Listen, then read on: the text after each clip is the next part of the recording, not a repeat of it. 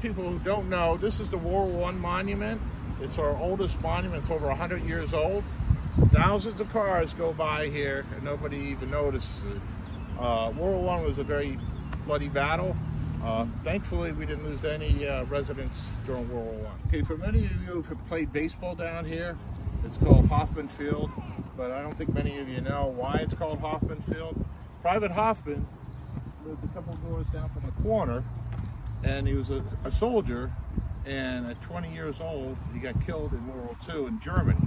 They didn't find his body until about 25 years later. It was kind of sobering. They didn't tell his mother because her mother was pretty upset, but life's very valuable, and his life was cut short.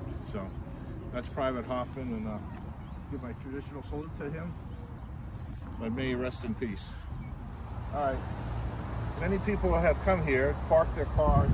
But this is for Major Marie Rossi. She graduated from Oradell High School, and I'm reminded of her all the time when I substitute in the high school. There's a picture up on the wall along with other people who died. She died in 1991. She was the first female combat helicopter pilot. She was in command of a helicopter pilot, and sadly she crashed and all on board perished. I did get to meet her dad. I didn't know her because I moved in '92. She perished in '91. Her dad was a decorated Marine who fought in the Pacific. I could tell you some stories, but I'd have to edit it out. But he was a very humble person, and I felt bad that he lost his daughter.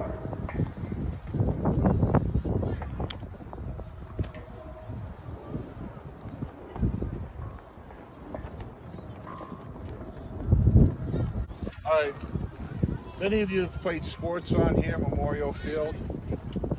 Memorial Field this is the reason. It's to honor the people who have served and made the ultimate sacrifice.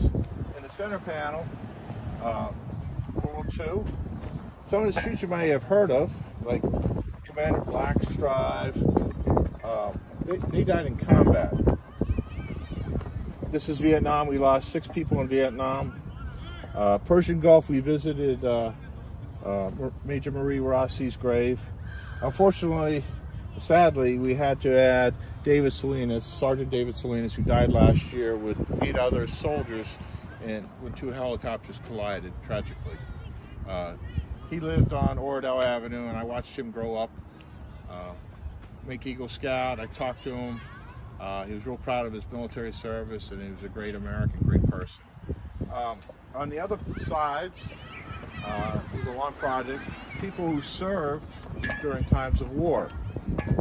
We go back to 1898, the Spanish-American War, all right?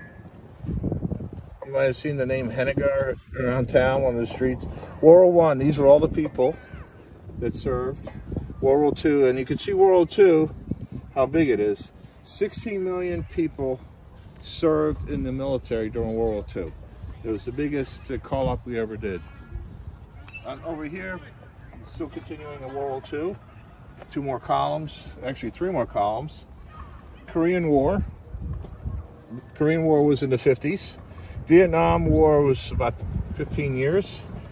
Right here, all the people, and the Gulf War.